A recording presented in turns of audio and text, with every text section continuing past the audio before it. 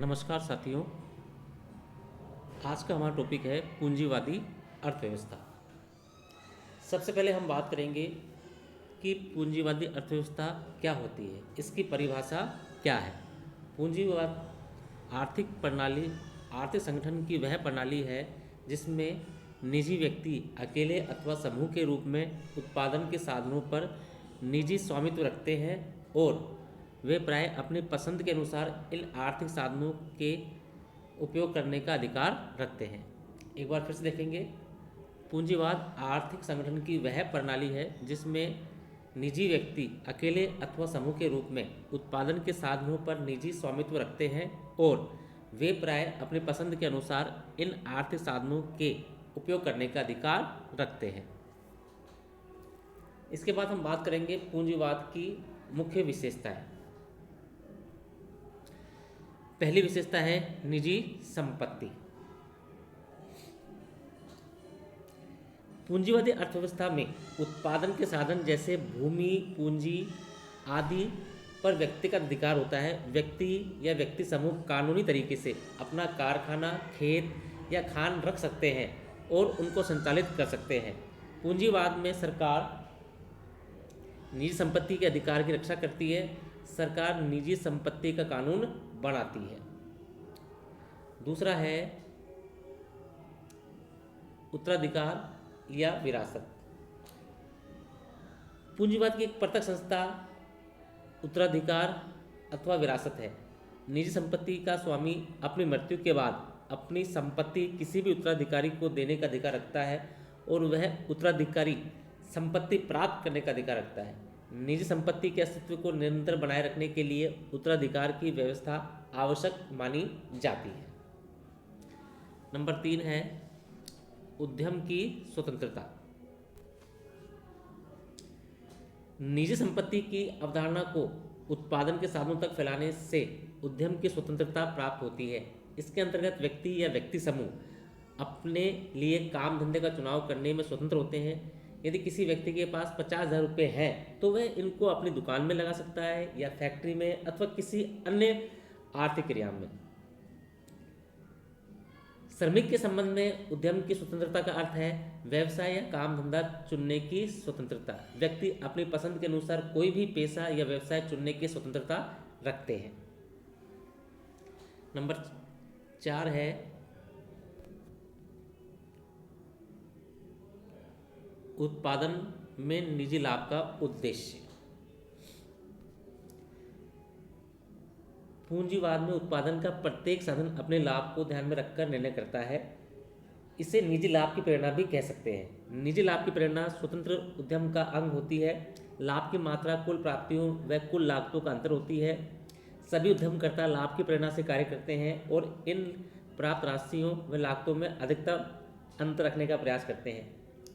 उत्पादन का साधन उस स्थान व उपयोग में लगाया जाता है जहां उसका प्रतिफल अधिकतम होता है। 5वां पॉइंट है उपभोक्ता की सार्वभौमिकता।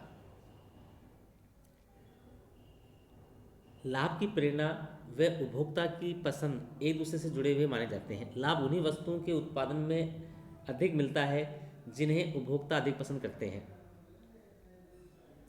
यही कारण है कि पूंजीवाद के संदर्भ में उपभोक्ता की सार्वभौमिकता की पृथक से चर्चा की जाती है।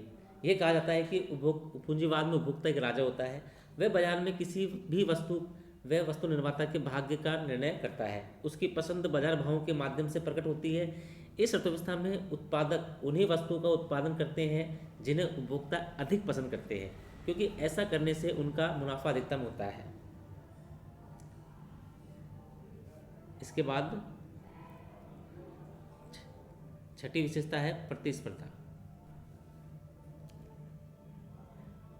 प्रतिस्पर्धा पूंजीवाद के विवेचन में एक प्रमुख शर्त मानी गई है।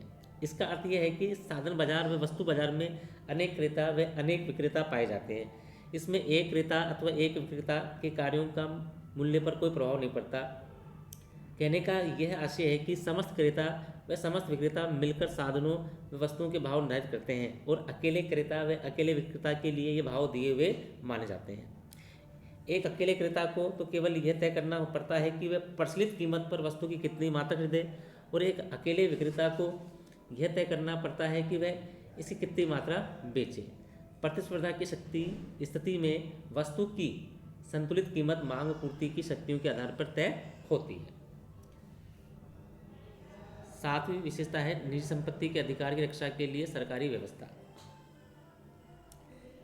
निजी संपत्ति के अधिकार की रक्षा के लिए सरकार का होना आवश्यक माना जाता है। यदि सरकार नहीं होगी तो कोई भी व्यक्ति छल या बल प्रयोग करके किसी दूसरे की संपत्ति छीन लेगा या हड़प लेगा। सरकार आंतरिक व्यवस्था व सुरक्षा की देखभाल करती है। सरकार आवश्यकता पड़ने पर इस व्यवस्था की कमियों को भी दूर करने का प्रयास करती है। आठवीं और अंतिम विशेषता है हमारे पास केंद्रीय योजना का अभाव।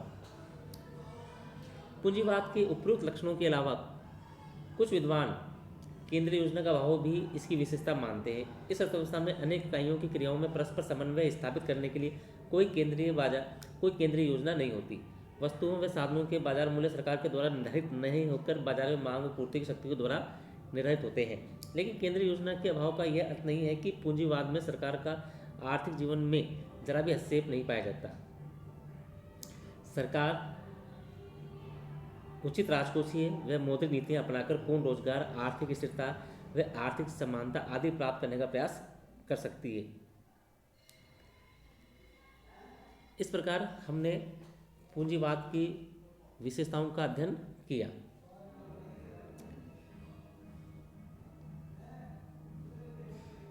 अब हम बात करते हैं आगे। आज पूंजीवादी अर्थव्यवस्था का व्यवहारिक स्वरूप काफ़ी बदल गया है। आधुनिक पूंजीवाद अथवा व्यवहार में पाए जाने वाले पूंजीवाद की मुख्य विशेषताएं कुछ अलग ही पाई जाती हैं। धन्यवाद साथियों।